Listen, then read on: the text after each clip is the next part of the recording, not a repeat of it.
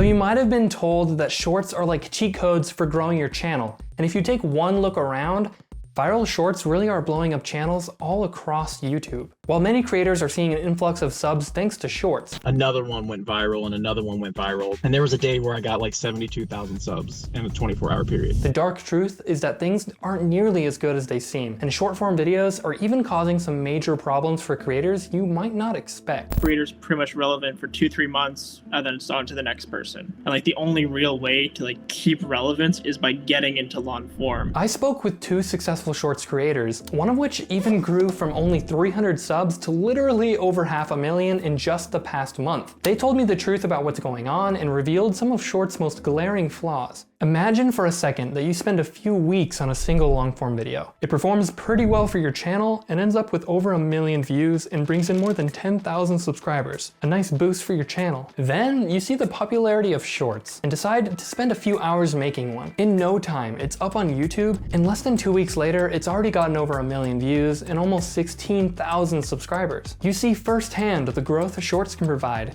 and without thinking twice, you double down and start posting 2 or 3 a week. Well, that's exactly what happened to Colin and Samir. And things seem great on the surface. They even doubled their sub count in the last 6 months. But if you look a little closer, you'll find a serious problem. Take a look at this chart of their views on long form videos from the past 6 months. And you'll see that views on those videos hasn't doubled like you may expect. The average views per video hasn't really increased at all, in fact. This is likely because the majority of new subscribers who find their channel on the Shorts feed never even get their longer videos recommended to them. And even when Shorts viewers find their longer videos, will they even be interested? Because I've been on calls with YouTube and they've told us, they're like, yeah, Shorts has its own algorithm, and then long form has its own algorithm. And like you see creators, they'll get like tons of views with Shorts, and then they'll post a long form video and they'll get absolutely slaughtered because they have no idea what they're doing. That was Eric Strook, another creator who quickly grew a massive following thanks entirely to Shorts. He explained the problem with Shorts viewers rarely watching long form and told me about his struggle to convert Shorts viewers. Now, Colin and Samir seem to be having the same struggle, but you might be thinking, why does it matter if their long form videos aren't getting more views? Shorts are bringing them in more views than ever, and you just said they doubled their sub count in half a year. What's the problem? Well, in 2021, Colin and Samir made $103,000 just from AdSense, and 99.9% of that came from long form. That's because Shorts hardly make any money at all, and when they do, the numbers are shockingly inconsistent. Some of the Shorts videos have like surprised me too. Like when that first one blew up, it got 2 million views in an hour. 5% of those 2 million views came from actual YouTube. 5% of 2 million, what's that, 100,000 views? Translate that to like, YouTube revenue. That should be a good chunk of change, right? Ended up getting me like 6 cents. But then I had another video that I would have never assumed, like almost all of the views came from Shorts shelf. That video ended up getting me like 70 or 80 bucks. And I've had a couple other videos like that have got me like $50, $40, $30, $5 or $6, and then some just give me like a penny or 5 cents. It seems really inconsistent and nothing that you could ever like safely draw a revenue from. If you want to take a look at the analytics yourself, Charlie shows you everything behind the scenes of Shorts in this video. $24 for 6 million views, 21 cents for 2.2 million views, $3 for 3.5 million views. You can't really sustain a business by just doing short form content. To make things worse, a quick influx of subscribers might not be bringing a community closer together.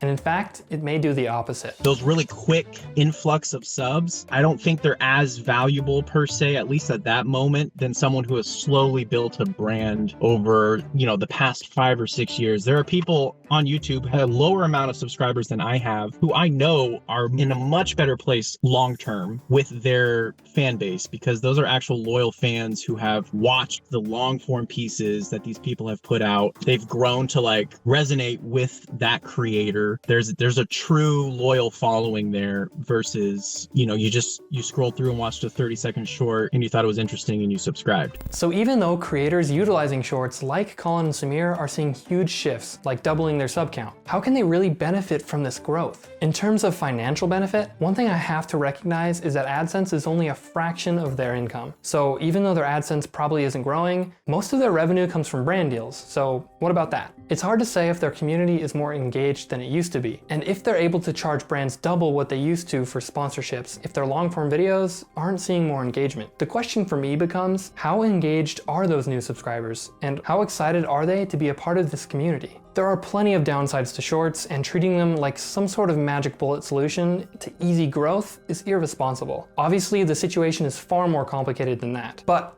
let's rewind for a second. Going from a few hundred subs to more than 500,000 in under a month is crazy, especially if you dig a little deeper. Speaking to Zach directly, I learned a few key things. Primarily, this is his first serious attempt at growing a YouTube channel. It's not like he'd been a full-time YouTuber for years or sent existing viewers to a second channel. He knows about the major downsides to short-form videos, but he has no plans to stop posting them. And I mean, if shorts alone can organically grow a channel that much, that fast, clearly they can't be all bad. Can YouTube Shorts actually make sense? If you're consistent over time with a strategy with shorts, you can build, a similar style following. I just think it's going to take a lot more time and a lot more effort to create those touch points with your audience to get them to that point where they're that loyal. Growing a really compelling community is definitely possible with shorts. It's just far from easy. Maybe even harder than long form, because you have to consider if a creator has at most only 60 seconds with a viewer, building that rapport becomes much more challenging. Although if you can pull it off, the rewards may be huge. 500,000 subs, let's say 10% of those are people who primarily watch long form content, but just occasionally scroll through the subs feed. That's still 50,000 subscribers that would potentially be interested in long form content. So a month ago, having just a couple hundred subs up to potentially 50,000 subs that would be interested in a long form piece, I still see that as a win. I want to go back to the Colin and Samir data because after going deeper, I discovered something interesting. Using the Wayback Machine, I compared what their channel's like today with a year ago. Back then, they only had 210,000 subs and under 100,000 average views per video. Skip to the present day, their sub count has grown a lot to about 700,000, but more importantly, their average of views per video has as well. Their recent shorts may not have had a substantial impact on their longer videos, but honestly, their channel is still really healthy, and things aren't as dire as they seemed at first. In reality, shorts have their pros and cons, and as a creator, the decision to put time into making them should be a very intentional one. Unless you just want to experiment, there's too much at risk to go in with no plan. Why would anyone make shorts? And should you make them? To me, the answer is simple. It depends on why you want to make videos in the first place. As a creator, what is your why? What motivates you to create videos for other people to watch? Do you want more subs and views to make more money? Maybe you want to build a strong community, and shorts are your preferred method of doing so. Or are you trying to fulfill some greater mission? Making shorts only to get more views might be building a weaker community.